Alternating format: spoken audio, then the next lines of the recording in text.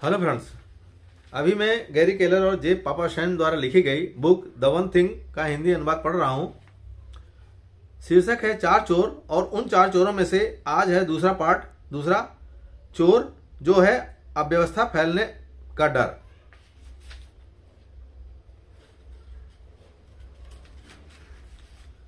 अव्यवस्था फैलने का डर। असाधारण सफलता की राह में कई ऐसी बातें घटती हैं जो विशेष प्रसन्नतादायक नहीं होती। लापरवाही, अशांति और अव्यवस्था इसमें मौजूद रहती है। जब हम अपने लिए सुरक्षित किए गए समय का जुटकर उपयोग किया करते हैं तो अव्यवस्था स्वतः ही हमारे पास आसपास फैलती जाती है। जब आप केवल एक चीज पर ध्यान केंद्रित करते चलते हैं तो आपके इर्द गिर्द अव्यवस्था का जमा होना स्वाभाविक है।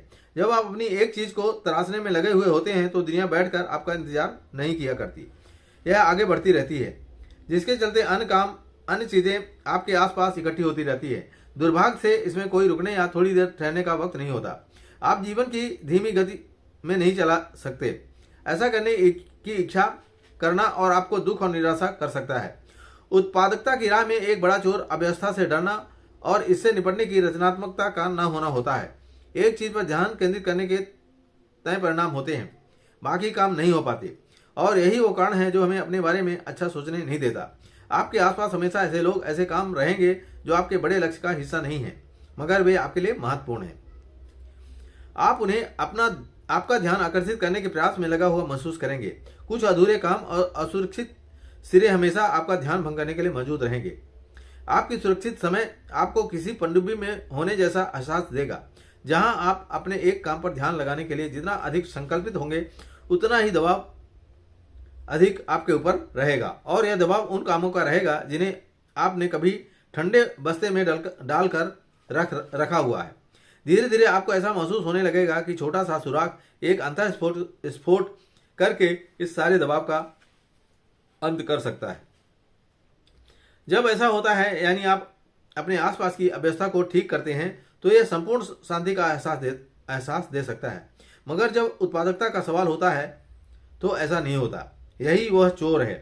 सच यह है कि वह एक तय सौदा है। जब आप बड़े लक्ष्य की ओर अग्रसर होते हैं तो अव्यवस्था होगी ही। वास्तव में आपके जीवन के दूसरे क्षेत्र उसी अनुपात में किसी तरह की अव्यवस्था का अनुभव करेंगे जितना समय आप अपनी एक चीज पर लगा रहे होते हैं। इसके साथ जूझने की बजाय इसे स्वीकार कर लेना बेहतर है। ऑस्कर विजेता फिल्म निर्माता फ्रांसिस फोर्ड कोपोला चेतावनी देते हैं, कोई भी बात जो आप बड़े स्तर पर करते हैं या भारी जुनून के साथ करते हैं उसमें अव्यवस्था होनी स्वाभाविक है। दूसरे शब्दों में, इस अव्यवस्था की आदत डालें और इसे खत्म करें। हर किसी के जीवन और पेशेवर काम में परिवार, मित्र, पालतू जानवरों, निजी वादों, नौकरी के आवश्यक प्रकल्प आदि कुछ बातें ऐसी होती हैं जिन्हें अनदेखा नहीं किया जा सकता। ऐसे किसी भी समय में आपको अपने लिए सुरक्षित रखे गए समय में से इनके लिए समय निकालना जरूरी हो जाएगा। आप अपने काम के घंटों को त्याग नहीं सकते, यह तय है। फिर आप सब कुछ कैसे करेंगे? यदि अव्यवस्थित दिमाग का प्रतीक है तो खाली डेस्क किस बात का प्रतीक है? एल्बर्ट आइंस्टाइन ने ऐसा कहा है। मुझसे यह प्रश्न बहुत ज्यादा पूछा जाता है। मैं जानता हूं कि जैसे ही मेरा व्याख्यान खत्म होगा कई सारे हाथ सवाल पूछने के लिए उठ खड़े होंगे। यदि मैं अपने बच्चों का एक अकल अभिभावक हूं तो मुझे क्या करना चाहिए? यदि मेरे घर में वृद्ध अभिभावक हैं तो मुझ पर ही निर्भर हैं तो मुझे क्या करना चाहिए? मेरी कुछ ऐसी आवश्यकताएं, प्रतिबद्धताएं हैं जिन्हें मुझे पूरा करना ही है, ऐसे में मुझे क्या करना चाहिए? ये सभी एकदम सही और उचित सवाल हैं। मैं उन्हें जो उत्तर देता हूं वो निम्नलिखित है। आपकी परिस्थिति को देखते हुए आपका सुरक्षित समय अन्य लोगों की तुलना में कुछ अलग दिखाई दे सकता है। आप में से हर एक की परिस्थिति अलग है। आपके जीवन में क्या घट रहा है उसके मुताबिक आप एकदम से हर सुबह अपनी एक चीज के लिए अपना सारा समय सुरक्षित रखने के योग्य शायद ना हो सके। आपके घर में बच्चे आपके बूढ़े अभिभावक हो सकते हैं जिनके लिए आपको समय देना पड़ सकता है। संभव है आपको डे केयर, अस्पताल या किसी अन्य स्थान पर भी समय देना पड़े। आपका समय हर दिन अलग अलग कामों के लिए दिया जाना आवश्यक हो सकता है।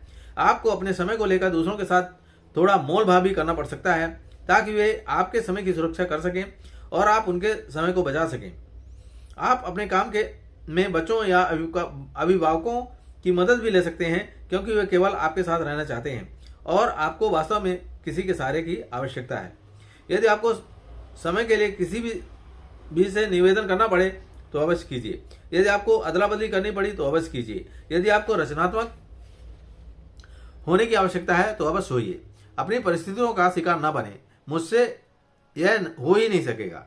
इसकी बलि वेदी पर अपनी सुरक्षित समय को स्वाहा मत कीजिए। मेरी माँ कहा करती थी, जब आप अपनी सीमाओं के बारे में बहस करते हैं तो इसका अर्थ है कि आप उन्हें बनाए रखना चाहते हैं, मगर सीमाओं में बंधना आपके लिए ठीक नहीं है। सीमाओं से बाहर आने का रास्ता खोजिए, इसे करके दिखाइए।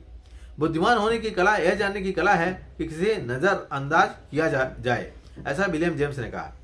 जब आप अपनी एक चीज के प्रति रोज कुछ न कुछ समय देने को वचनबद्ध होते हैं तो अंत में असाधारण परिणाम आते ही हैं। समय के साथ इससे कुछ अतिरिक्त आय होती है या ऐसे अवसर मिलते हैं जिनसे अव्यवस्था को नियंत्रित किया जा सकता है। अतः अव्यवस्था के भय नामक इस चोर को आपकी उत्पादकता को खत्म न करने दें। अव्यवस्था के भय से आगे बढ़ें, इसके साथ निपटना सीखें और विश्वास रखें कि जब आप अपनी एक चीज के लिए काम करते हैं तो आपके लिए चीजें स्वतः ही सरल होती जाती है। थैंक यू दोस्तों। अगले उसमें हम टॉपिक